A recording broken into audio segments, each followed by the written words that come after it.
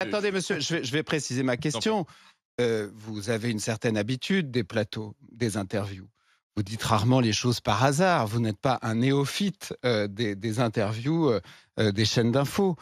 Quand vous dites ce que vous avez dit sur le fait qu'il faut présenter un casier judiciaire vierge pour exercer un mandat de parlementaire, alors que Marine Le Pen sort de plusieurs semaines de procès et que les réquisitions qui la visent sont très élevées, c'est difficile de ne pas y voir malice.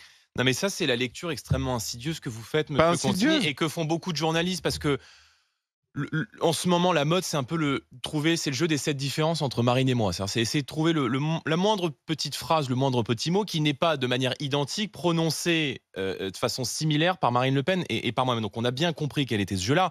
Mais en l'occurrence, dans une émission de 2h30, je répondais à cette question du casier judiciaire sur une candidate, en l'occurrence, qui a été candidate aux élections législatives, qui avait été condamnée il y a près de 30 ans pour un braquage. Donc, on ne parlait pas du tout de Marine Le Pen. Et pardon, mais Marine Le Pen, non seulement elle est, et c'est ma conviction, innocente, mais elle est, au regard du droit, présumée innocente. Donc Marine LePen n'est pas condamnée. Je veux dire, il y a une Et si elle procédure qui est était en cours, condamnée, si il elle y a des était condamnée, réquisitions. Mais quelle serait la règle alors? si elle était condamnée, elle ferait appel. Et si, Et à si elle est partir condamnée du moment, définitivement, quelle sera la règle? ah ben, si elle est condamnée dans 10 ans, genre on en parlera dans 10 ans, c'est pas le sujet. Mais la règle Mais, que vous venez de répéter, elle s'appliquera à Marine Le Pen. mais Marine Le Pen l'a dit ce matin, cette règle, elle s'est appliquée et elle continuera de s'appliquer. Je veux D'accord. dire, je vois pas le problème, en fait. Ben non, c'est que ça Marine sentait Le un Pen, elle est petit présumée peu. innocente. Enfin, Oui, pardon, mais laissez faire la. moi, excusez-moi, Justice, c'est des réquisitions, je pas ne d'un pense jugement. pas que vous ayez dit ça de manière Bon, innocente. Vous m'accordez Voilà, changeons de sujet. Vous Je pense m'accordez qu'il y a une des vieille pensées vicieuses qui tradition ne sont pas au les miennes. RN. On parlait d'une candidate qui avait braqué Hmm. sa boulangère il y a 30 ans, D'accord. et ça me Alors, semble normal allez, que le casier judiciaire on va soit continuer demandé. parce que Marine Le Pen, toujours elle, ce matin, Qui a été interrogée ce matin, et Marine Le Pen ne voit pas non plus le problème avec ça. c'est vrai, expliquait Elle a que elle-même appliqué quand elle était présidente du parti. Marine Le Pen expliquait ce matin à propos de la censure du gouvernement Barnier qui pourrait arriver s'il y a un 49.3, une motion de censure déposée. Elle a dit le RN votera cette censure si le pouvoir d'achat des Français est amputé par le budget. Ça veut dire quoi précisément? Parce que dans le budget qui a priori va être présenté, là il est au Sénat, il va retourner à l'Assemblée, il y aura des augmentations d'impôts, des taxes, etc. Donc on sait déjà que le pouvoir d'achat des Français va prendre un coup. Pourquoi vous hésitez à censurer? Pourquoi vous ne dites pas les choses très clairement? Moi, j'ai toujours été très clair. Il y a une discussion budgétaire. Donc, on va attendre l'issue de la discussion budgétaire. On s'est battu à l'Assemblée nationale pour faire adopter un certain nombre d'amendements. Le texte arrive aujourd'hui au Sénat. Mais ce qui est clair, c'est que ce gouvernement prend effectivement la route de la censure. Ce budget est un budget de punition. Voilà, c'est un budget de faillite qui fragilise la France qui travaille, la France qui bosse. Et dans la période actuelle, dans les difficultés que vivent nos compatriotes, on ne peut pas accepter un budget qui durcit le malus sur les véhicules.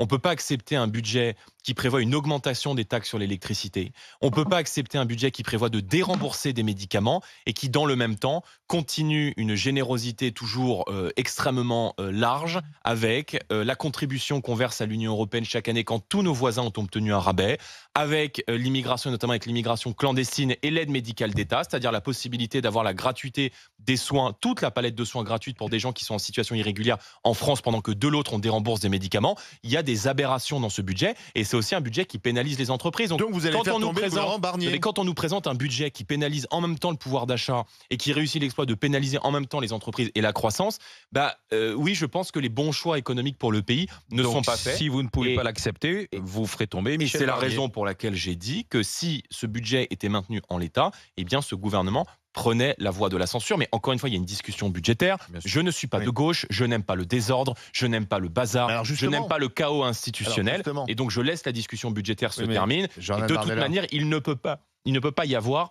d'élections législatives avant l'été. Donc, si vous voulez, on n'est pas à 4 jours près, mais il s'agit juste maintenant d'avoir une lecture claire de ce que sera le budget de l'État. Et si ce budget est effectivement un budget de punition et un budget de faillite, eh bien, nous prendrons nos responsabilités. vous avez Et entendu c'est ce normal qu'a- d'ailleurs. Vous avez parlé du parcours personnel de la Seine-Saint-Denis, notamment avec Joël Dagosseri. Vous parlez aussi de ce que c'est que la difficulté de faire une campagne. Vous avez commencé les campagnes électorales très jeune. Vous racontez les nuits sans sommeil. Vous racontez les réactions allergiques au maquillage. C'est-à-dire que je me suis retrouvé face à vous, j'avais 22 ans, donc j'étais tête de liste aux élections européennes, donc j'avais encore peut-être moins le droit de me planter que d'autres responsables politiques que vous interrogez. Non, mais je raconte à quel point Oui, l'envers du décor est un petit peu violent, c'est-à-dire que quand vous êtes exposé matin, midi et soir, il y a une pression permanente parce que la moindre petite phrase, le moindre petit mot de travers, et d'ailleurs on l'a vu sur cette affaire de casier judiciaire, en fait peut partir en 3 jours de polémique. Et donc je raconte dans ce livre un peu l'envers du décor, et j'essaie d'emmener les Français avec moi, parce que souvent les gens qui nous voient à la télé se demandent un peu comment ça se passe de l'autre côté quand on prépare les émissions, comment ça se passe dans les coulisses, comment ça se passe même avec vous en privé, etc. Et donc je raconte dans le livre qu'en fait, on a des vies qui sont peut-être pas ordinaires, mais qui sont parfaitement banales, et qu'on reste monsieur, mais vous madame, ne parlez tout le monde. pas de votre vie personnelle. Est-ce que vous avez une vie personnelle? Et vous, dans votre livre, vous parlez de votre vie Non, mais personnelle? nous, on le sait, tout le monde connaît. mais- Ma femme, on l'a vu en photo, Oui. mon chien, on l'a vu en on photo. en parle. Mais est-ce Non, que alors, vous avez une on vie change personnelle? Est-ce que vous avez Ouais. une compagne? Est-ce que vous avez un compagnon? Est-ce que vous avez une vie à côté ou Alors, pas je raconte, je parle un petit peu de ma vie perso, et je raconte comment, quand on est exposé, même mes compagnes, mes ex-copines ont été aussi traquées par les journalistes, Voilà. par complément d'enquête, Vous le dites, etc. Mais pourquoi est-ce que je n'ouvre pas plus? C'est parce que, et je le dis d'ailleurs dans le livre, quand vous faites de la politique, on part du principe qu'il faut tout savoir de vous. Moi, je pense que la vie privée, le dernier espace de liberté et d'intimité qui me reste, et donc j'essaye de le préserver, donc j'essaierai de le préserver le plus Mais longtemps est-ce que vous possible. arrivez à y consacrer du temps? Oui, j'y consacre du temps. Enfin, je veux dire. Est-ce que vous faites autre chose que de la politique? Oui, je fais autre chose que de la politique. Je regarde la télé, je lis des bouquins. Pas je vos séries sors. préférées, par exemple. La course à pied. Votre série préférée? J'ai regardé Loup-garou là sur Canal.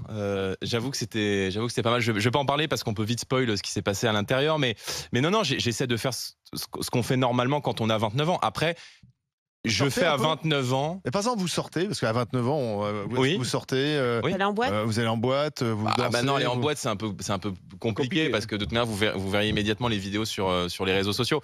Mais c'est voilà, c'est une vie qui est particulière. Et je dis d'ailleurs, non, je n'en ai pas perdu, j'en ai gagné beaucoup. Mais je dis que je fais à 29 ans ce qu'on fait normalement à 50. Et donc, Ah, c'est ça le problème. Non, mais ce que je pose la question, et parce que voilà. Et donc, Non, mais sur votre en me jeunesse- lisant, les Français comprendront un peu ce qui se passe de l'autre Non, mais côté est-ce que- des caméras. est-ce que parce que vous avez fait finalement un sacrifice, la politique, effectivement, comme l'a dit Alain, ça C'est un demande. sacerdoce, ouais. Voilà, ça demande beaucoup d'investissement. Vous l'avez fait alors que vous aviez ces années de jeunesse de 23 jusqu'à maintenant, 29 ans. Est-ce que vous n'avez pas quelques regrets? Je suis peut-être passé à côté de choses que doivent vivre les jeunes à ce moment-là. Si, peut-être, mais je vais pas, je Pas un crache peu pas dans la vieilli trop soupe, et je n'ai pas eu le droit à l'insouciance qu'on a normalement quand on a 20-25 ans. Sortir avec une protection policière, devoir faire attention où on va, parce que c'est vrai que maintenant avec les téléphones ça va très vite. Vous êtes au resto, la personne avec qui vous êtes peut se retrouver prise en photo et se retrouver aussi sur vos réseaux sociaux. Donc ça n'est pas simple, ça n'est pas évident, mais je pense que Oui, mais- la cause pour laquelle je me bats, et que la Vous ferez ça- confiance des Oui, mais- Français en fait vaut tous les sacrifices. D'accord, mais